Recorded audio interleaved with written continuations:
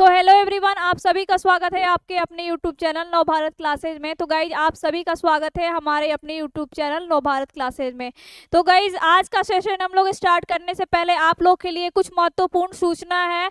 उस सूचना को आप लोग ध्यान से देखिएगा क्योंकि आप लोग के लिए ही लाया गया है। तो देखिए 27 तारीख से आपका 3 बैच आ रहा है। एक तो आपका आ रहा है जीएस का फाउंडेशन बैच, ठीक है। जीएस का फाउंडेशन बैच 27 तारीख को आ रहा है आपका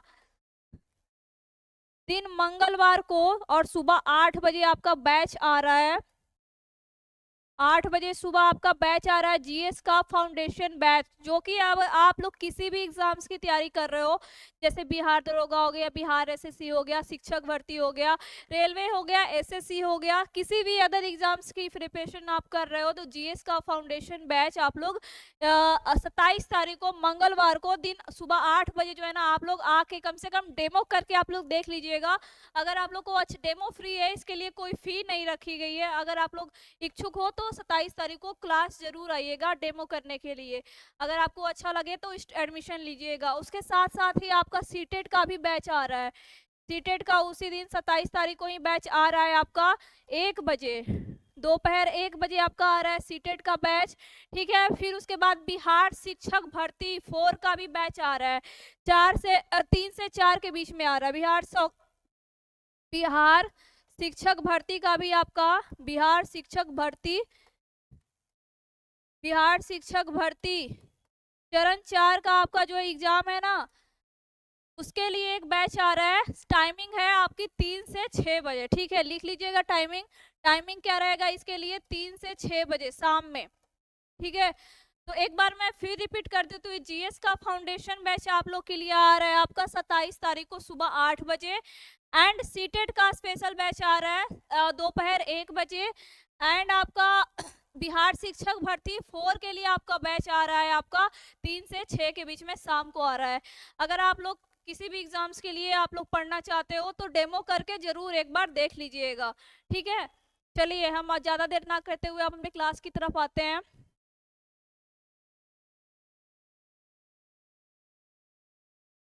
आप लोग इसका स्क्रीनशॉट लेके देख लीजिएगा और रख लीजिएगा, जो है ना नोट कर लीजिएगा अगर आपको क्लासेस करनी होगी तो। क्योंकि एक बार डेमो करने में तो कोई पैसा लग नहीं रहा है आप लोग को, तो कम से कम डेमो करके देख लीजिएगा ना कि कैसा पढ़ाया जा रहा है, उसके हिसाब से आप लोग डिसाइड कीजिएगा। हमारे यहाँ बेहतरीन टीचर रखे गए हैं पढ़ाने के लिए, जो भी सब्जेक्ट है उसका स्पेशलिस्ट रखा गया है, ठीक है। पहला क्वेश्चन ध्यान दीजिएगा। क्वेश्चन क्या बोला जा रहा है, सूचना अनुसार खेलो इंडिया पैरा गेम्स का पहला संस्करण कहाँ आयोजित किया जाएगा।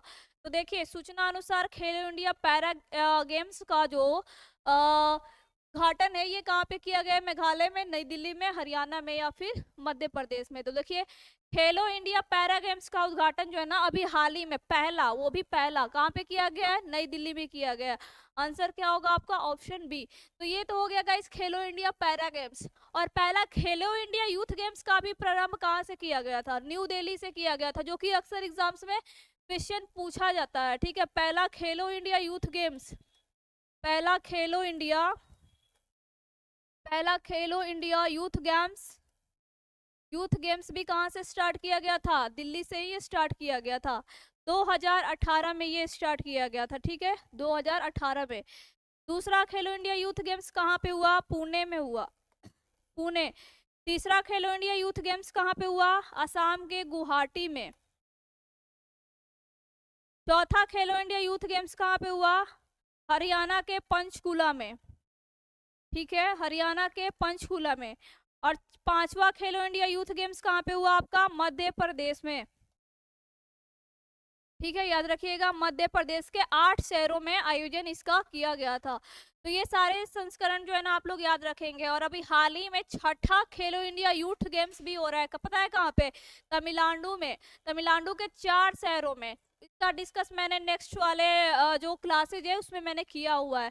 तो खेलो इंडिया पैरा गेम्स की बात की जाए या फिर खेलो इंडिया यूथ गेम्स की बात की जाए, दोनों में जो है ना पहला कहाँ पे हुआ है, न्यू दिल्ली में हुआ है। तो इसको भी याद रखिएगा आप लोग, आपके एग्जाम्स के लिए मोस्ट इंपॉर्टेंट है ये सारी चीजें। देखिए मेघालय में जो है ना खेलों से संबंधित जो है ना परिसर स्थापित किया, केंद्र स्थापित किया गया है, याद रखिएगा। नेक्स्ट नेक्स्ट क्वेश्चन आते हैं, सेकंड नंबर क्वेश्चन, ध्यान दीजिएगा और आंसर कीजिएगा। आपके एग्जाम्स के लिए सारी क्वेश्चन जो है ना इंपॉर्टेंट है। किस राज्य के सी बैकथॉर्न फल को जीआई टैग दिया गया है? तो देखिए किस राज्य का है सी बैकथॉर्न फल जिसको जीआई टैग दिया गया है, तो किस राज्य का है? लद्दाख का है। लद्दाख केंद्र शासित प्रदेश का है, ठीक है। सी बैकथॉर्न फल जिसको जीआई टैग दिया गया। जम्मू कश्मीर का है Basohli painting. Basohli painting, Basohli painting किस राज्य का है? जम्मू कश्मीर का है, जिसको जीआई टैग दिया गया है। असम का गमोचा, जिसको गमछा बोलते हैं ना हम लोग, उसको गमोचा बोलते हैं असम में, इसको जीआई टैग दिया गया है, ठीक है। गोवा का काजू, गोवा के काजू को जीआई टैग दिया गया है। तो ये सारी चीजें आप लोग भी याद रखिएगा। जीआई का मतलब क्या होता है? Geographical index. जब भी क्लासेज में लेती हूँ जीआई की बात आती है तो मैं ये एक्सप्लेन कर देती हूँ। तो भौगोलिक संकेतक मतलब किसी क्षेत्र विशेष में जो चीजें फेमस होती है उसको दिया जाता है। और इसका मुख्यालय कहाँ पड़ता है? चेन्नई में पड़ता है जीआई टैग का मुख्यालय, याद रखिएगा। सबसे अधिक जीआई टैग वाला राज्य कौन सा है? सबसे अधिक जीआई टैग वाला राज्य, जीआई टैग वाला राज्य टैग वाला राज्य कौन सा है? तमिलनाडु है। कौन है? तमिलनाडु, याद रखिएगा। चलिए नेक्स्ट क्वेश्चन पे आते हैं। थर्ड नंबर का क्वेश्चन ध्यान दीजिएगा और आंसर कीजिएगा। देखिए किस राज्य सरकार ने हलाल ब्रांड खाद्य पदार्थों पर प्रतिबंध लगाया है? तो ऐसा कौन करेगा भाई? ऑब्वियसली बात है यूपी गवर्नमेंट करेगा। उत्तर प्रदेश के मुख्यमंत्री कौन है? योगी आदित्यनाथ। उन्होंने जो है ना हलाल ब्रांड के खाद्य पदार्थों पर प्रतिबंध लगा दिया है। क्या आंसर होगा? ऑप्शन डी उत्तर प्रदेश, ठीक है। क्या आंसर होगा? ऑप्शन डी उत्तर प्रदेश, ठीक है, याद रखिएगा। चलिए उत्तर प्रदेश की जैसे ही बात आती है तो मैंने बताया था ना, उत्तर प्रदेश में एक तो हुआ आपका 5वां खेलो इंडिया यूथ गेम्स, सॉरी ये खेलो इंडिया यूनिवर्सिटी गेम्स हुआ है आपका उत्तर प्रदेश में। खेलो इंडिया यूनिवर्सिटी गेम्स 2023, खेलो इंडिया यूनिवर्सिटी गेम्स 2023 कहाँ पे हुआ? उत्तर प्रदेश में। खेलो India university games, university games कहाँ पे हुआ है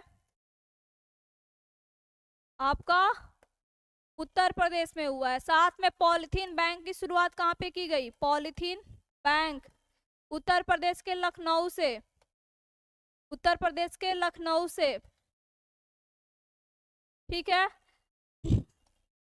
भारत का ये सबसे ज्यादा एक्सप्रेसवे लॉन्च करने वाला भारत का पहला राज्य उत्तर प्रदेश। सबसे ज्यादा एक्सप्रेसवे लॉन्च करने वाला भारत का पहला शहर कौन सा बना है? उत्तर प्रदेश बना है। और बनारसी की बात की जाए तो हर बार बात आती है, तो एससीओ की सांस्कृतिक एवं पर्यटन राजधानी किसे घोषित किया गया है? बनारसी को। साथ में रोपवे स्टार्ट करने वाला भारत का पहला शहर कौन बना है? तो वो भी बनारस ही बना है, इसको भी याद रखिएगा। नेक्स्ट 4 नंबर का क्वेश्चन ध्यान दीजिएगा और आंसर कीजिएगा आप लोग। भारत और किस देश के बीच संयुक्त सैन्य अभ्यास वज्र प्रहार उमरोई में हुआ है? देखिए भारत और किस देश के बीच वज्र प्रहार अभ्यास होता है, अगर ये पता होगा ना तो आप लोग आंसर कर सकते हो। तो ये उमरोई में हुआ है। भारत और किस देश के बीच होता है वज्र प्रहार? भारत और अमेरिका के बीच में होता है वज्र प्रहार। देखिए इंग्लैंड के बीच कौन कौन सा होता है? कोंकण, कोंकण अभ्यास, ठीक है। ये किसके किसके बीच होता है? भारत और इंग्लैंड के बीच में होता है। चीन के बीच एक बार हुआ था हैंड टू हैंड, अभी तो कुछ है नहीं लेकिन बहुत ही पहले हुआ था हैंड टू हैंड अभ्यास, अभी इंपॉर्टेंट नहीं है आपको लिए, ठीक है, याद रहे। श्रीलंका का याद रखिएगा, श्रीलंका के बीच कौन सा अभ्यास होता है आपका? स्लीनेक्स। भारत और श्रीलंका के बीच कौन सा अभ्यास होता है? स्लीनेक्स, तो याद रखिएगा भारत और श्रीलंका के बीच कौन सा अभ्यास होता है? स्लीनेक्स। और अमेरिका के बीच कौन कौन सा होता है आपका? वज्र प्रहार, ठीक है, वज्र प्रहार, याद रखिएगा। नेक्स्ट 5 नंबर क्वेश्चन ध्यान दीजिएगा और आंसर कीजिएगा आप लोग। किस भारतीय एथलीट को world athlete of the year के लिए चुना गया है? तो ये कौन सा भारतीय है जिसको world athlete of the year के लिए चुना गया है? कौन सा है? तो ये नीरज चोपड़ा जी है जिनको world athlete of the year के लिए चुना गया है। और ये किस खेल से संबंधित रखते हैं? भाला फेंक। भाला फेंक जिसको जैवलिन थ्रो भी बोलते हैं ना, भाला फेंक जिसको जैवलिन थ्रो भी बोलते हैं। और ये कतर डायमंड लीग का अवार्ड किसने जीत चुका है? तो ये नीरज चोपड़ा जी ही जीत चुके हैं। और ये ये आपका 2020 का जो ओलंपिक हुआ था ना, उसमें गोल्ड मेडल भी लाए हुए थे कौन? नीरज चोपड़ा। और इसमें ये आपका पैरा ओलंपिक खेल 2020 में ये गोल्ड मेडल आए थे टेक चंद्र। ये भी किस खेल से संबंधित है? भाला फेंक से। ये भी भाला फेंक से संबंधित है। दूती चंद तो आपको पता होगा कौन है, धावक है। और भवानी देवी क्या है? तलवारबाज है, तलवारबाज। ठीक है, भवानी देवी कौन है? तलवारबाज। ठीक है, याद रखिएगा। नेक्स्ट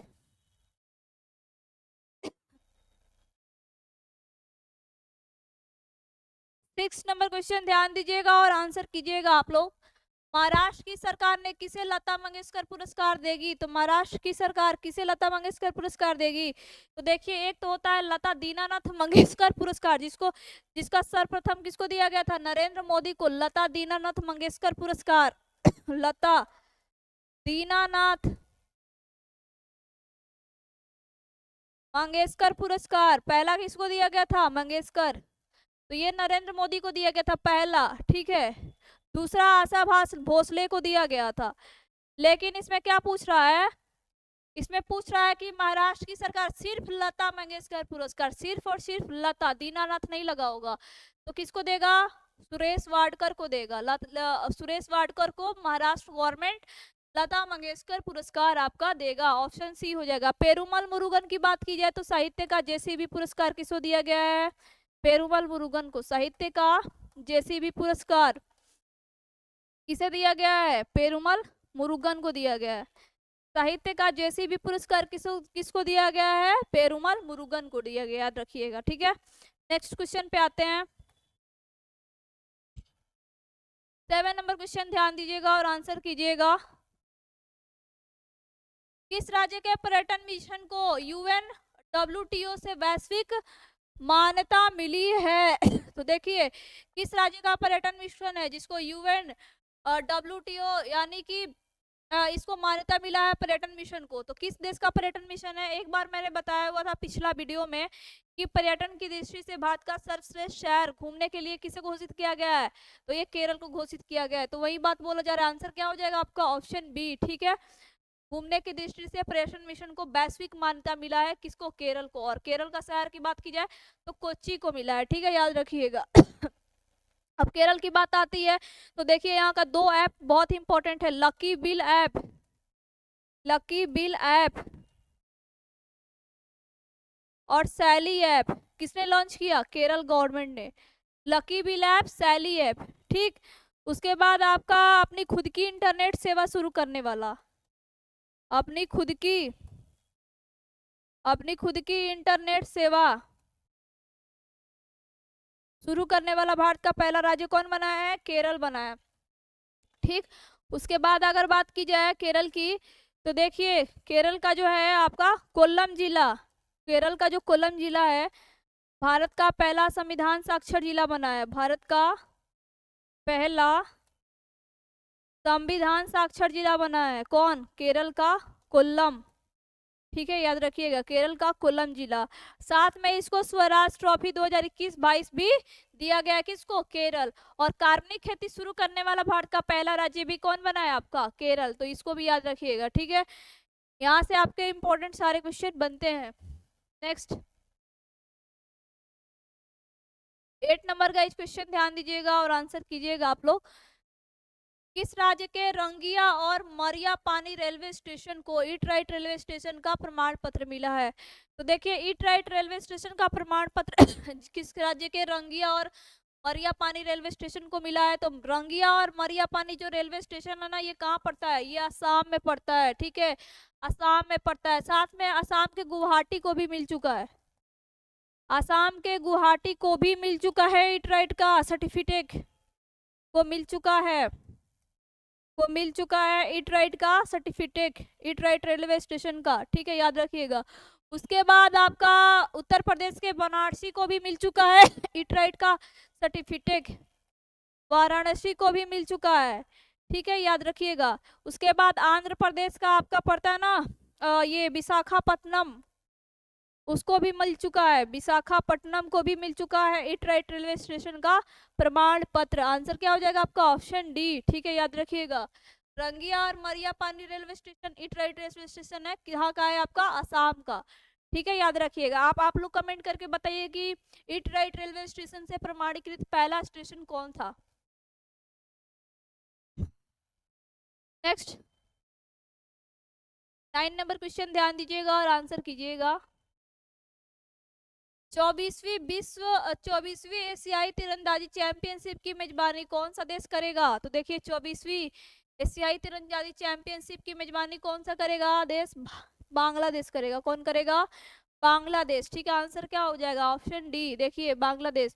बांग्लादेश की बात की जा रही है तो अभी हाल ही में पद्म रेल लिंक ब्रिज का उद्घाटन कहाँ पे किया गया है, बांग्लादेश, भारत और बांग्लादेश के बीच पद्म रेल लिंक ब्रिज का उद्घाटन भारत और बांग्लादेश के बीच किया गया है।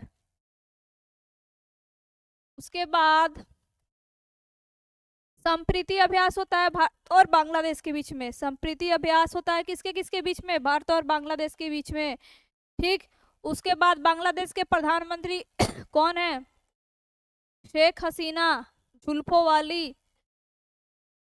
शेख हसीना जुल्फों वाली मैंने मजाक किया उनका, गौरव सर बोलते हैं ना शेख हसीना जुल्फों वाली, ये मत समझ लीजिए कि उनका नाम है, उनका नाम सिर्फ शेख हसीना है। राष्ट्रपति कौन है, राष्ट्रपति शहाबुद्दीन चुप्पू, कौन है, शहाबुद्दीन चुप्पू,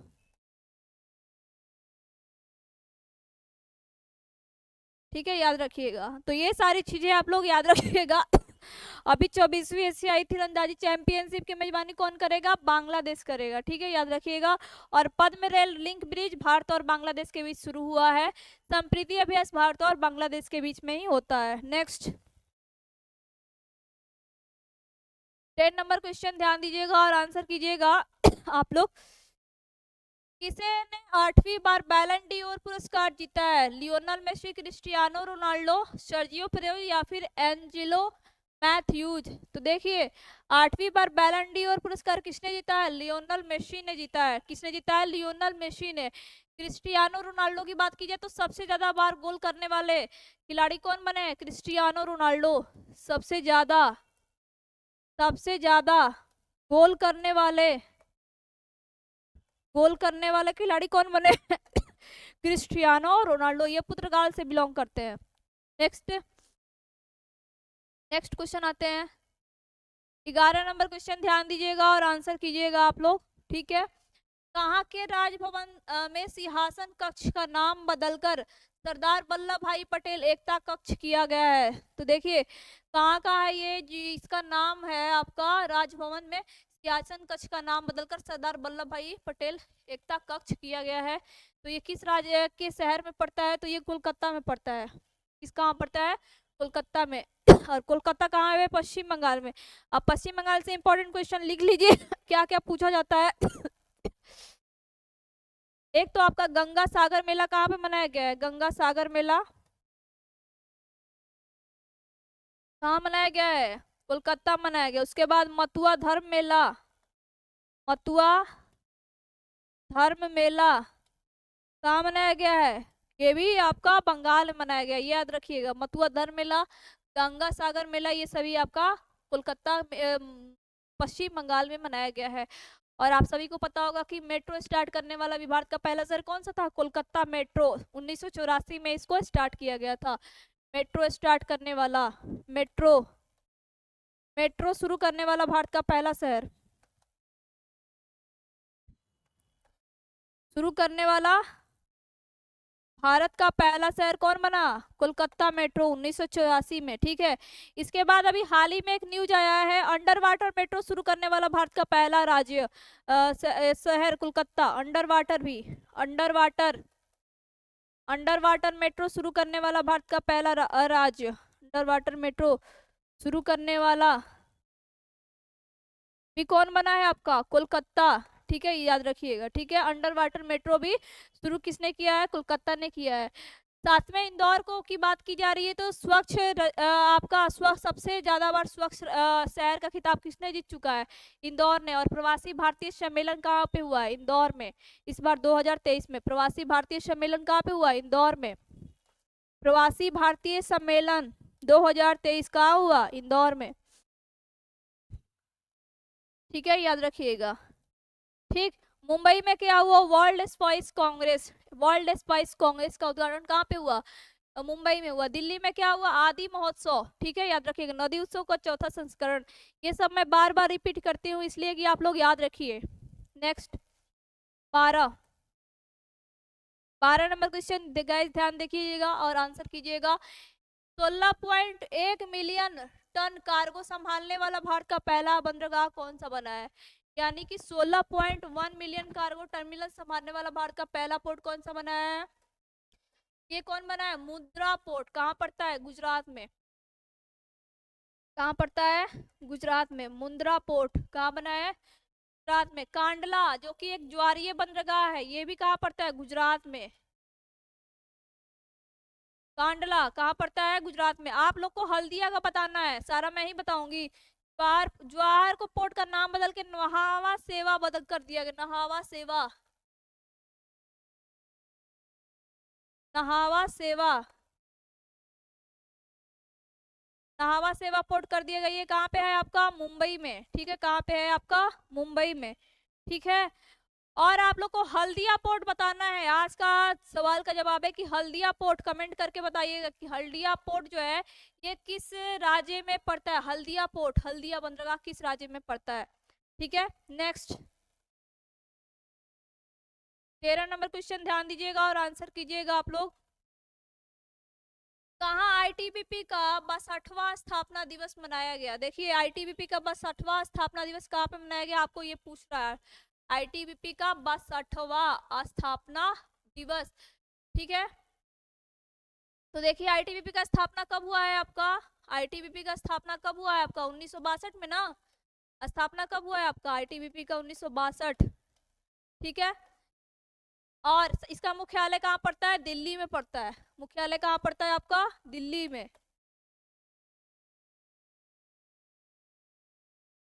तो आईटीबीपी का स्थापना दिवस कहाँ मनाया गया है आपका?